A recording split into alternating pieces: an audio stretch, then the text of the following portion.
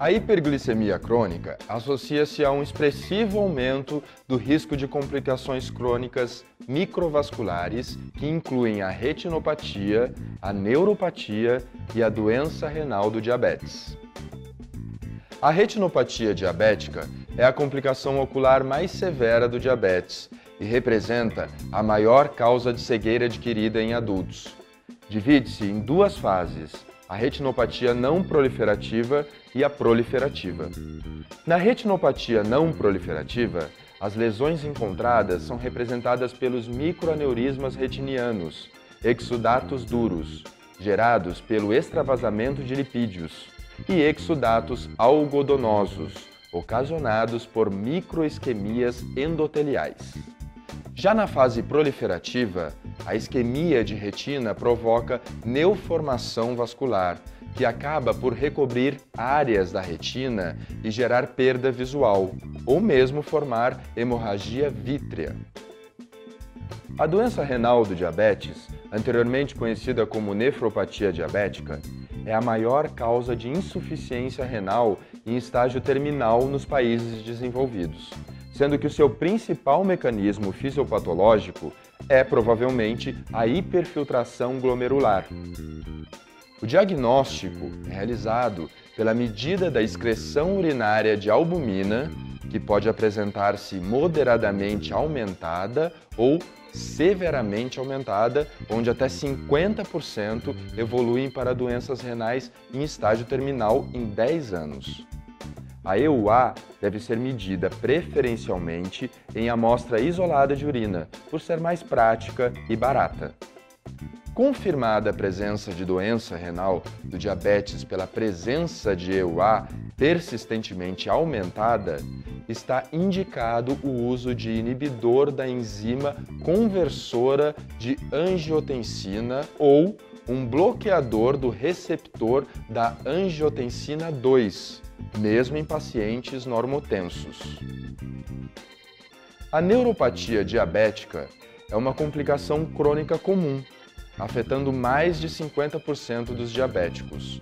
O tipo mais comum é a polineuropatia simétrica distal, que cursa com hipoestesia ou aparestesia em bota e luva.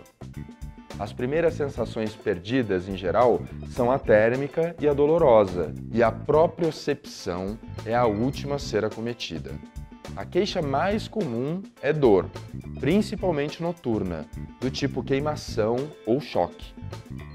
A pesquisa de sensibilidade com monofilamento de 10 gramas deve ser realizada anualmente, do mesmo modo que o exame detalhado dos pés faz parte da rotina ambulatorial de diabéticos. A mais terrível complicação da neuropatia diabética é a úlcera neuropática, responsável por 40% a 60% das amputações não traumáticas de membros inferiores nos Estados Unidos. O rastreamento de todas as complicações crônicas devem ocorrer em períodos geralmente anuais. Hipoglicemia é uma complicação aguda comum do tratamento do diabetes mellitus, observada principalmente entre os pacientes que usam drogas como glibenclamida, glicazida ou insulina. Os sintomas iniciam-se com alterações autonômicas, como palpitações, taquicardia, hipertensão sistólica, ansiedade e tremores, bem como sudorese, parestesiais e sensação de fome. Sendo que, com a piora da hipoglicemia, iniciam-se manifestações neuroglicopênicas, como confusão, fraqueza, astenia, dificuldade de concentração, alterações do comportamento, agressividade, sonolência, torpor e, em casos mais graves, convulsões, coma ou morte. Tratamento consiste na administração oral ou endovenosa de glicose. A cetoacidose diabética é uma complicação aguda grave do DN, responsável por cerca de 4 a 8% das internações por diabetes. Embora seja mais comum em diabéticos tipo 1, principalmente jovens do sexo feminino, a CAD pode acontecer em diabéticos tipo 2, submetidos a estresse intenso, como no infarto do miocárdio ou sepse. Seu aparecimento é agudo e os pacientes apresentam pródromo com poliuria, polidipsia, polifagia e mal-estar. Ao exame físico, a desidratação com hipotensão associada, além de taquipneia, hálito cetônico e dor abdominal intensa. Entretanto, o quadro laboratorial é largamente característico, composto pela tríade de hiperglicemia, cetonemia, cetonúria e acidose. Confirmando a presença de hiperglicemia e cetonúria, cetonemia, devem-se colher outros exames para confirmação diagnóstica e direcionamento da terapêutica. Os 3 pilares fundamentais da terapêutica são hidratação intravenosa, reposição de potássio e insulinoterapia. Outros fatores importantes são a correção dos distúrbios hidroeletrolíticos, a identificação e o tratamento do fator desencadeante e, acima de tudo, a monitorização contínua.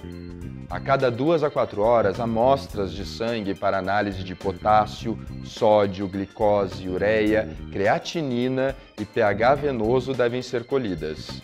No estado hiperosmolar hiperglicêmico, não há acidose, nem cetose, mas a desidratação e a hiperosmolaridade são mais intensas e sua evolução mais insidiosa que a cetoacidose diabética. O diagnóstico é dado pelos critérios da tabela e o tratamento é similar ao da cetoacidose.